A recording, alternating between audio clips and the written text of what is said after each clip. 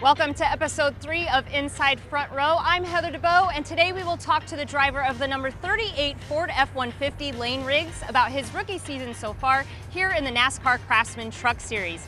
Layne joined Front Row Motorsports at the beginning of the 2024 season to take the reins of the championship-winning F-150 team, and he has quickly made a name for himself. Layne has 3 top 10 finishes and is the favorite to win the Sunoco Rookie of the Year.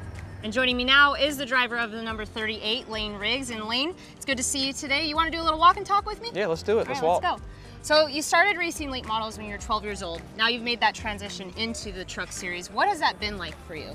It's been a really hard transition. I mean, from the local track feel to racing at these short tracks every single weekend with the same guys, and you transition to going to these big tracks. You're going to Daytonas and Talladegas, but it's also nice to come back to short tracks like this. It's a lot more refreshing and what I'm used to doing. So it's been a tough transition. That local to the national series is the hardest transition you can make in this type of motorsports.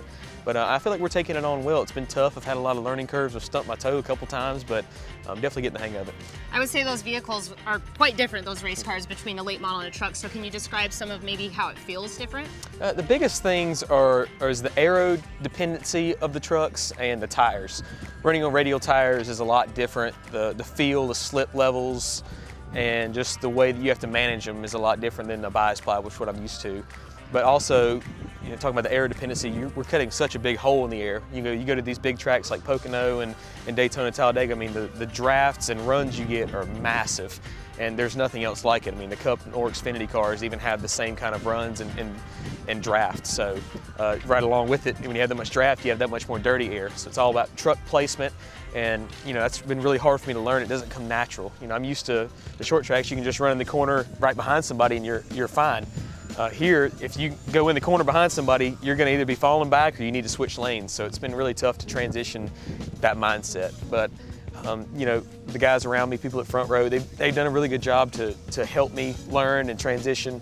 And got a lot of good people around me, including Michael and Todd, to help me. You mentioned the people that you work with. This is a championship-winning team. So what have you learned so far from the team and even your crew chief, Dylan Capello? Yeah, I mean, I've learned a lot, just like we talked about with the tires and the air.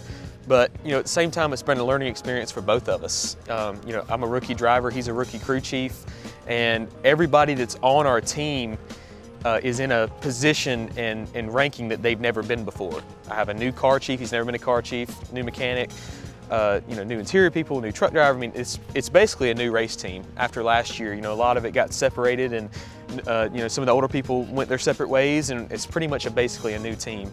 Really, the only thing that's related to the team that Zane drove for is the notebook. So it's been a good notebook to use from, but at the same time, it's been tough to try to relate that to me and what I need. So yeah, it's been tough.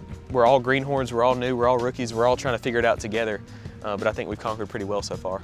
So when you're figuring out the learning curve, if you will, there's going to be some highs, there's going to be some lows. You mentioned it, you stubbed your toe already. Mm-hmm. So we'll start with the low point first. What's been a low point for you this season? I mean, the past couple of races have been really tough for us. We, the incident that happened at Nashville, just understanding more of the mindset of it's a really long season. We got a championship on the line here. Thinking bigger picture has been tough. I feel like I race a lot in the moment. Whatever's happening right now is all I'm worried about. It's tough to kind of step back, especially when you're driving, and focus on big picture stuff. So that, and then a lot of the Cup guys, they have a lot bigger schedule than we do.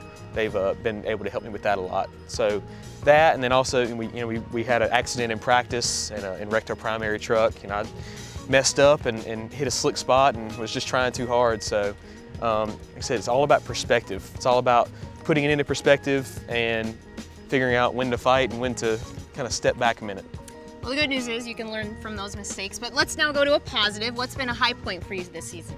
I know that we had a good finish at Wilkesboro. That third place finish in North Wilkesboro was really good in front of my hometown crowd, and it we had some good battles there up front, and felt like we were just kind of hitting our stride. We qualified good at Martinsville. We're running good there. Had some issues on pit road, so we ran good.